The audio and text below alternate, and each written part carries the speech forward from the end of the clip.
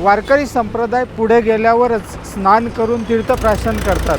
म्हणजे निश्चित आज जी ही घाण आलेली आहे हेच पानं आरोग्याला धोकादायक असून ती लोक आचमन जर करत असतील वारकरी संप्रदाय, तर निश्चित याला आरोग्याने होणारा त्रास यास जबाबदार कोण?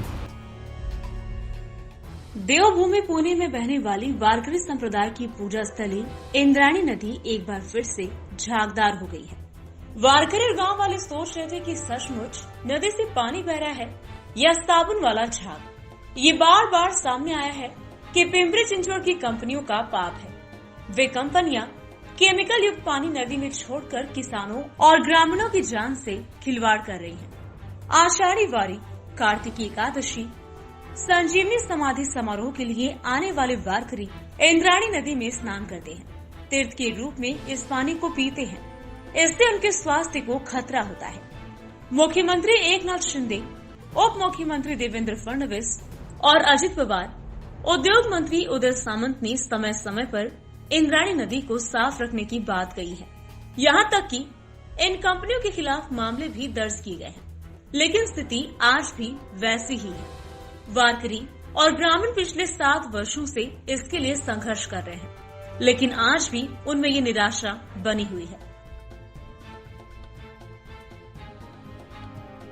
प्रशासनाच्या वतीने प्रदूषण मंडळ जे आहे ते याच्यावर शून्य कारभार करतं। दिखावा म्हणून या ठिकाणी जे दिसतं ते वास्तव आहे। यामध्ये वारकरी संप्रदाय पुढे गेल्यावरच स्नान करून तीर्थप्राशन करतात। म्हणजे निश्चित आज जी ही घाण आलेली आहे हेच पानं आरोग्याला धोकादायक असून ती लोक आचमन जर करत असतील वारकरी संप्रदाय, तर निश्चित याला आरोग्याने होणारा त्रास यास जबाबदार कोण? यासाठीच आम्ही इंद्रायणी सेवा फाउंडेशनच्या वतीने जे आमरण उपोषणाऐवजी साखळी उपोषण केलं होतं, जर याच्यावर तात्काळ निर्णय नाही निघाला तर निश्चित सामूहिक जलसमाधी घेण्याचा इशारा देण्यात येत आहे। मागील काही दिवसापासून पाहतोय आपण वारंवार इंद्रायणी नदीमध्ये केमिकलयुक्त पाणी सोडण्यात येतं आहे व फेसयुक्त पाणी संपूर्ण इंद्रायणी नदीत दिसून येतं आहे। मागील काही दिवसापूर्वी आमच्या आळंदीतील सामाजिक कार्यकर्ते असतील किंवा पत्रकार संघातील काही व्यक्ती असतील तर त्यांनी आंदोलन उपोषण केले व वरिष्ठ जे काही मंत्री असतील किंवा अधिकारी असतील यांच्याशी चर्चासत्र केले, बैठका झाल्यात, पण आत्तापर्यंत कुठल्याही प्रकारचा तोडगा निघालेला दिसून येत नाही।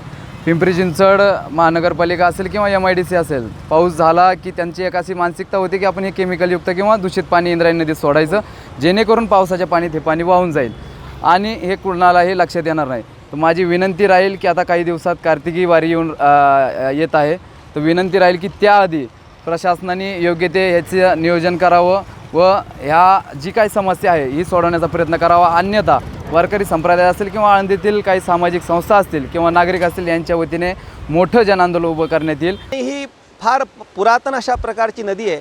तर इंद्रायणी म्हणजे इंद्राने ज्या वेळेला यज्ञ केला, तर यज्ञ केल्यानंतर ज्यावेळेला त्यांनी पाणी खाली सोडलं, ते सोडलेलं पाणी म्हणजे ही इंद्रायणी अशी भावना आहे संपूर्ण वारकरी संप्रदायामध्ये, अखिल महाराष्ट्रामध्ये। म्हणजे ही नदी अत्यंत पवित्र आहे। तर पवित्रता ही वेगळी गोष्ट आहे आणि शुद्धता ही वेगळी गोष्ट आहे।